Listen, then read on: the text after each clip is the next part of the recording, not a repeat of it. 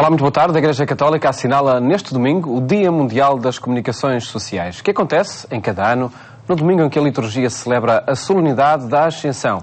O significado e as referências bíblicas a esta celebração merecerão agora a análise dos convidados do programa Eclésia. A irmã Luísa Almendra, professora de Sagrada Escritura na Faculdade de Teologia da Universidade Católica Portuguesa, e o Cônego António Rego, jornalista. Muito boa tarde e obrigado por estarem neste programa. Boa tarde. Irmã Luísa Almendra, perguntava-lhe antes de mais o significado desta palavra e desta celebração na liturgia católica, a Ascensão. O que é que se celebra de facto? Nós celebramos aqui um momento na vida de Jesus, neste percurso terreno que ele teve com os seus discípulos e que o texto bíblico nos narra, não é, sobre toda uma imagem, toda uma simbologia de ele se ter elevado e se ter uma nuvem o ter subtraído à vista dos próprios discípulos. E de facto a Ascensão ficou na memória da Igreja e dos cristãos como este elevar de Jesus, elevar-se no ar e desaparecer assim fisicamente, não é? Como uma pessoa física, como ele tinha estado na comunidade cristã. É a última referência que existe à presença de Jesus. À presença física de Jesus. E de facto é verdade que o imaginário cristão também recebeu muito o imaginário bíblico judaico e os pintores sempre exploraram muito esta ideia dos anjos com asas e portanto que se moviam no ar, portanto esta ideia de um certo movimento no ar também passou muito para o imaginário cristão, também através da pintura, da maneira como se tentou, enfim, explicar este movimento inexplicável de anjos, de personagens bíblicas. E de certa maneira, os textos bíblicos que nos narram a Ascensão, quer aquele que está na parte final do Evangelho segundo Lucas, quer o que está no início do livro dos Atos, transportam-nos um bocadinho para esse imaginário. E, de facto, ele está dependente também um bocadinho não, ele está muito dependente de toda uma cosmologia judaica, isto é, como é que no judaísmo se entendia o lugar, a esfera de Deus, a esfera humana e depois também, para onde iam os mortos também. Portanto, havia um imaginário cosmológico e então Deus estava sempre, e é daí também que passou para o cristianismo toda a nossa ideia de que Deus está no céu, não é? Esta ideia do céu como um lugar de Deus, Deus acima, não é? Este Deus como presida toda a criação, vem também do imaginário da criação, um Deus que preside, Deus acima de tudo e de todos, de toda a esfera natural e humana, e depois temos então a esfera terrena, onde os seres humanos estão, e ali também na esfera terrena temos então uma parte mais interior, mais funda da Terra, que é o Sheol. Ora, esta cosmologia, não é, também dá uma percepção, portanto, Jesus é visto como aquele que vem de Deus e é descrito como aquele que vem de Deus pela linguagem cristã. Ora, neste momento último da sua vida física com os seus discípulos, se ele tem que regressar, é a Deus que regressa. Ora, Deus era percebido como estando numa esfera acima, não é? Portanto, por isso ele tem que se elevar, não é? É a linguagem que se encontra. Não há dúvida também, desculpe só, que há aqui também um eco muito bonito a uma tradição que vinha também já judaica, que refere à pessoa de Elias e de Eliseu, e que também Elias, percebendo que se aproximava o seu fim, não é? Diz a Eliseu, e Eliseu pede a Elias que lhe dê uma parte daquilo que era o seu espírito, que era a sua energia, que era profética. E Eliseu diz, se tu me vires, se fores capaz de me ver, não é? E diz que ele se elevou, não é? À vista de Eliseu, e quando se elevou, Eliseu sentiu que essa parte do espírito de Elias lhe foi concedida. Ora, há aqui uma ligação também muito bonita com este elevar-se, esta imagem, esta tradição que ficou registada também no segundo livro dos Reis, que eu penso também tem um eco aqui para o autor cristão, que quer, no fundo, transmitir-nos, não é? esta ideia que Jesus vem de Deus e volta para Deus. Mas como dizer isto em linguagem concreta? Ele constrói com a linguagem que tem da tradição judaica, da percepção também que ele o autor cristão partilha deste mundo judaico, não tem ainda os conhecimentos que nós temos hoje, não é? Padre Cono António Rego, ainda é o significado desta festa da Ascensão, afirma definitivamente a divindade de Jesus? É óbvio, é claro que afirma a divindade de Jesus e é o coroamento da vida terrena de Jesus, é a continuidade da Páscoa. Mas há aqui um aspecto também pessoal, para além desta explicação, que situa em todo o Testamento, o Novo e o Antigo, todo este fenómeno. Há aqui alguma coisa que eu tenho muito pessoal, a festa da Ascensão também. Estou habituado a andar por portos e aeroportos e a dizer adeus muitas vezes. E há esta despedida que Jesus faz dos discípulos. E esta despedida que não é apenas dizer eu vou-me embora, mas eu vou ficar. Eu vou partir, mas vou ficar. E entrega-lhes a responsabilidade que estava corporizada apenas na figura dele, apesar dele já ser o ressuscitado. Penso que há uma outra formulação aqui da criação da eclésia, da igreja, da comunidade, que toma a responsabilidade de levar a sua missão ao mundo pelo batismo. E tudo a partir do Espírito. Também acontece no tempo das colheitas, no tempo da primavera. Eu acho que há um todo de festa, apesar de também aqui haver um repassado de dizer vamos ficar sem ele, dos apóstolos. Eles têm alegria quando recebem a bênção, a que referi há pouco aqui em conversa a irmã Luísa, que Jesus lhes dá a bênção antes de partir, mas há um todo aqui que claramente afirma a divindade de Jesus, até porque a distingue da Assunção. A Assunção, Maria foi tomada em corpo e alma ao céu. Jesus e levou-se pelo seu próprio poder, portanto, por ser o Filho de Deus. Isto também quer dizer que nós estamos incorporados nesta nuvem. Aquela nuvem que está ali é um sinal do mistério, uma espécie de fronteira entre o divino e o humano, e o nosso Senhor passa para o lado do divino. Aquele que era o seu lugar. Ele veio à Terra, cumpriu a sua missão e voltou para o seu lugar. Mas não foi só, e quando dizemos o corpo místico de Cristo, e levou a própria humanidade remida e os próprios cristãos de uma forma mais expressa. Uma referência ainda ao Dia Mundial das Comunicações Sociais, que se assinala neste dia. Ele foi colocado, enfim, no calendário da liturgia neste dia por alguma razão especial? E a importância que tem, o relevo que tem também assinalá-lo nas comunidades? Eu não sei se tem a ver com a nuvem, se tem a ver com o facto de as pessoas verem nos médias, nos jornais, nas rádios, nas televisões, algo que está um pouco por cima, que se eleva e que narra, pode estar um pouco ligado, e nesta ascensão do próprio homem. O que sei é que depois do concílio, e é um fruto de concílio, estamos no 47º Dia Mundial das Comunicações Sociais, e estes últimos tempos têm falado das redes sociais. Este texto ainda é do dia de São Francisco, não Francisco de Assis, mas São Francisco de Sales, como costuma ser. Foi escrito ainda por Bento XVI. A mensagem do Papa para este dia, não é? Para este dia. Então o tema redes sociais, portais de verdade e de fé, novos espaços de evangelização. O Papa volta a este tema que já tinha tocado de uma forma mais breve e considera as redes sociais uma nova agora.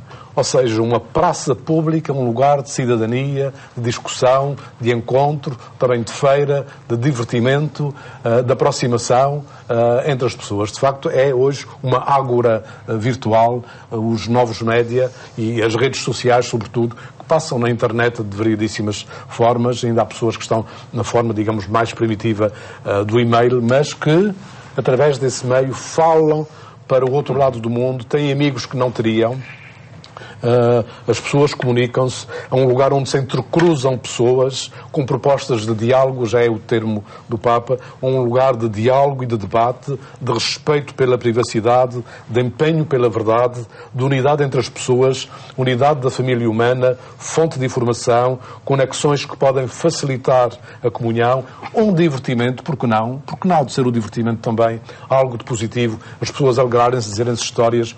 O sentido do humor é um sentido muito humano. Só os humanos é que têm humor, é que sorriem, é que percebem um segundo sentido nas expressões. Isto pode ser degradado, mas pode ser potenciado na alegria que se comunica. E eu próprio digo, tenho com muitos amigos uma fonte única de comunicação quando estamos distantes, quando não nos podemos encontrar, estes meios. O Papa tenta valorizar tudo isso e dizer mais uma coisa.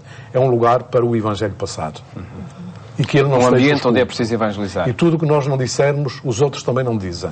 E por isso precisamos aí também expressar as nossas convicções, fazer as nossas leituras, marcar o nosso terreno, ser explícitos na presença de Jesus Cristo. Julgo que isso acontece. Se formos à net hoje, nós vamos encontrar imensíssimos sinais religiosos. Digo mais, mesmo as redes que nos vão servindo, muitas delas viram-se obrigadas a introduzir nos motores de pesquisa temas religiosos, porque são muito procurados.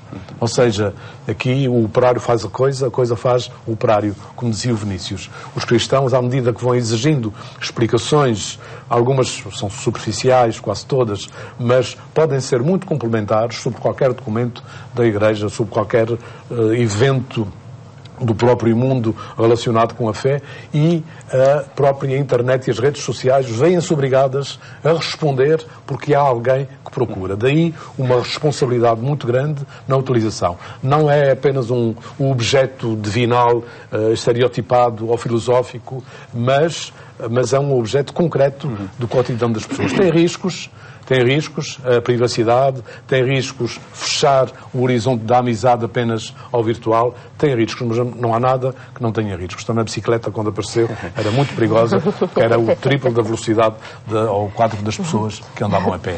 Uma referência ainda, Padre Rego, a esta celebração e a importância que lhe deve ser dada a esta celebração nas comunidades que muitas vezes se revêem só na promoção e na realização de atos litúrgicos, sociais, etc. É importante investir também nestes meios? Penso que pode ser um belíssimo pretexto para as pessoas se reunirem, experimentarem, sei lá, conhecerem gente que só conhecem virtualmente, mas que têm a certeza, digamos, pelos contextos das suas mensagens, que são pessoas interessantes. Acho que as paróquias também deviam potenciar. Hoje, por exemplo, há imensas paróquias que têm os seus sites, isto já é um sentido mais alargado, têm os seus sites, têm a sua comunicação, o parque tem a newsletter para mandar para os seus paroquianos, as pessoas podem intervir, pode haver uma interação, uma participação laical, e ligamos aqui ao concílio, às exigências que as pessoas têm de, efetivamente, atuarem na sua comunidade, na sua igreja, ativamente, e não serem apenas consumidores, nem da palavra do domingo, nem mesmo das muitas e muitíssimas palavras que estão nessa enciclopédia de 3 gramas, ou 5 gramas, ou 10 gramas, ou neste, que pode ser maior, mas onde de facto está uma imensidade incalculável de dados. Podemos procurar, como em todos os sítios, o bom e o mau. Cada pessoa é livre, mas temos de optar como cristãos por estes valores. Há algum tempo que demos análise a esta solenidade da Associação e ao Dia Mundial das Comunicações Sociais, menos tempo agora para uma explicação dos textos que se escutam nas Eucaristias deste domingo. Começámos pelo texto do Evangelho, irmã Luísa Almendra. Ele é retirado do capítulo 24 do Evangelista Lucas, onde, de facto, afirma o Evangelista esse episódio, esse acontecimento final da vida de Jesus. Afastou-se deles e elevou-se ao céu. Mas permita-me só que não há dúvida que até o próprio texto bíblico nos diz que a comunicação, houve uma transformação na comunicação que existia entre Jesus e os discípulos e que vai agora passar a existir. Jesus agora, a comunicação vai ser feita de maneira diferente, ele vai comunicar através do seu espírito e os próprios discípulos também vão comunicar com o mundo de maneira diferente também. Portanto, não há dúvida que é pertinente porque, de facto, a Ascensão inaugura uma comunicação diferente e sem dúvida que a comunicação social da Igreja também vai vai sendo diferente ao longo Estamos dos no domingo tempos. desse ambiente de comunicação. Mas é curioso que o texto do domingo tem duas partes. Há uma parte que ainda tem um diálogo, que é uma parte final daquele encontro de Jesus com os discípulos de Emaús e depois do regresso à comunidade destes discípulos. Há aqui uma referência de que Jesus ainda lhes abre-lhes o entendimento para compreender as Escrituras, isto é, para que eles possam compreender, ter uma compreensão do que aconteceu. Mas o relato propriamente da Ascensão é muito breve, é muito sóbrio aqui no texto do Evangelho. E eu sublinharia apenas dois aspectos que me pareceram que muitas vezes não são sublinhados porque ficamos nesse tal imaginário e a explorar esse imaginário. Diz que Jesus os levou. Portanto, há aqui um levar de Jesus, tanto como ele sempre o tinha feito. Ele ia e eles seguiam-no. Durante alguns anos, isto aconteceu. Portanto, Jesus dirigiu-se, é o Jesus ressuscitado, que, como o Jesus dos primeiros tempos, que os leva. Eles seguem-no e ali, erguendo as mãos, abençoou-os. Portanto, é o momento que já evocámos de despedida. E é muito curioso que neste momento de despedida Jesus não tenha feito grandes ensinamentos, não tenha dito assim nenhumas máximas, não é? Mas apenas os abençoa. E este gesto de abençoar neste momento, eu penso que é muito, muito pertinente, porque senão não entendemos porque é que é o momento de despedida. Eles que tanto amavam o Mestre, que tanto amavam este Jesus, depois digo ao texto que eles, depois de se terem prostrado, voltaram para Jerusalém com grande alegria. Quer dizer, quando muito tinham voltado tristes porque, enfim, o seu Mestre os tinha deixado.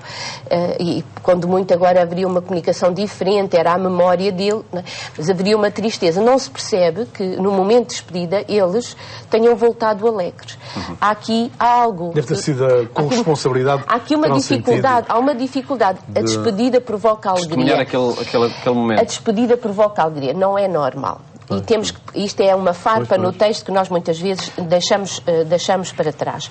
E eu penso que o segredo está na bênção. De facto, o que era a bênção? Jesus abençoou-os. E a bênção já vinha também, para eles tinha este significado. Nós perdemos esse significado hoje. Mas a bênção era a energia, não é? Era a força, uma força e uma energia que Deus concedia, não é? Quando Deus abençoa Adão e Eva no paraíso e diz: tornai-vos fecundos, multiplicai-vos, essa bênção concede ao primeiro casal a força, a energia para se multiplicar. Quando Deus abençoa, diz: em ti serão abençoados também todas as... abençoa Abraão e diz-lhe: em ti serão abençoados todos os povos da terra. Há um percurso bíblico de bênção que aqui nós não podemos perder. E que é uma força e uma energia que Jesus, neste último momento, concede aos seus discípulos. Ele concede-lhe esta força e esta energia através da bênção que lhes concede. E então isso é que provoca neles a alegria. Não é a partida que provoca a alegria, é o facto de Jesus lhes ter dado esta bênção. Padre Henrique, pedindo a sua análise a este texto, fazendo já a ligação com a primeira leitura que se escuta também neste domingo, é do livro dos Atos dos Apóstolos, no capítulo 1, onde se retoma, enfim, parece que o texto é sequencial, não é? Retoma-se as mesmas palavras, diz-se novamente que se elevou à vista deles e uma nuvem escondeu a seus olhos. É muito interessante isto vir de Lucas, o primeiro capítulo dos Atos dos Apóstolos, que é de Lucas, narra a Ascensão, o último capítulo do Evangelho, que é de Lucas, narra a Ascensão. É, de facto, um ponto fulcral, quer do ponto de vista teológico, não faria nenhum sentido a vinda de Jesus sem a ascensão de Jesus. Ela é a explicação, digamos, última da lógica da sua encarnação. E por isso, do ponto de vista teológico, nós compreendemos isso e os cristãos sempre viveram. Havia até uma devoção popular no dia da Ascensão, no dia da espiga, no dia da vida. Era a celebração da vida, do ponto culminante da vida. Começa também em Portugal a Semana da Vida neste domingo, no próximo domingo. E diga-se que não é sem sentido também que essa vida se encarna, se vive aqui neste projeto. Mas a festa da Ascensão, portanto, sendo este coroamento da vida de Jesus dá também um sentido à vida da Igreja. É uma festa tanto de Jesus como da Igreja. Penso que pela primeira vez os apóstolos sentiram o peso alegre, porque se vê, da responsabilidade que Jesus lhes entrega. Agora é convosco, estarei até ao fim dos tempos. E depois dá uma aberta ainda para a vinda do Pentecostes, que depois vai iluminar todas as coisas e vai, digamos, tocar em concreto os carismas que os cristãos terão de viver.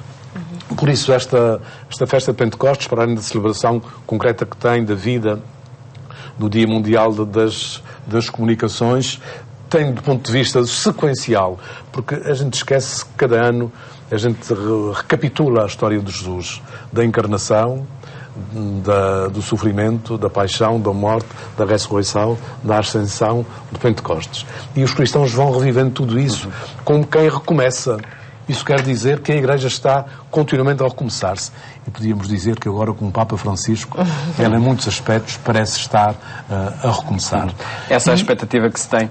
E esta concepção que o Papa tem dado da própria Igreja tem sido muito interessante como corresponsabilidade.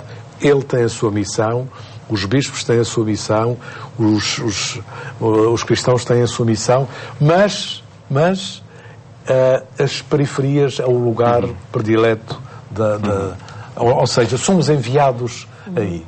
E penso que tudo isto está profundamente relacionado neste dia. Eu gostava só, Paulo, de ainda referir um aspecto que... Brevemente, para fazermos também a segunda leitura. Mas que me parece muito pertinente, porque liga com esta bênção que Jesus dá aos discípulos, ela permanece na Igreja ao longo de todos os tempos, ainda é hoje para nós.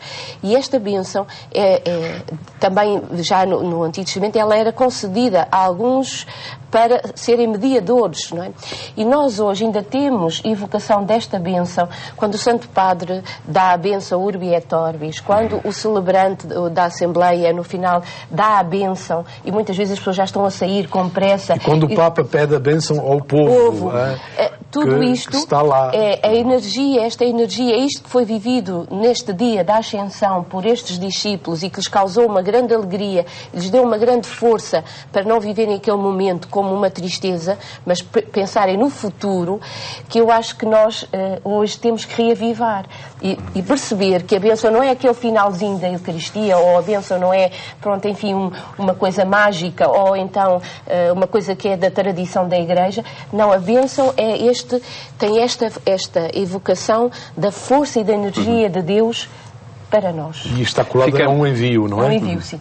Ficam, enfim, essas análises e reflexões a partir dos textos. Já não temos tempo para ir ao texto da segunda leitura, que é da Epístola de São Paulo aos Efésios, no capítulo 1 também, e onde se afirma, de alguma forma, quem é esse que subiu ao céu. O nosso tempo, infelizmente, chegou ao fim. Agradeço terem estado aqui neste programa, onde quisemos sugerir mensagens que os textos da Bíblia, lidos nas missas deste domingo, nos sugerem, quando se assinala o Dia Mundial das Comunicações Sociais. Votos de bom fim de tarde. Até amanhã, se Deus quiser.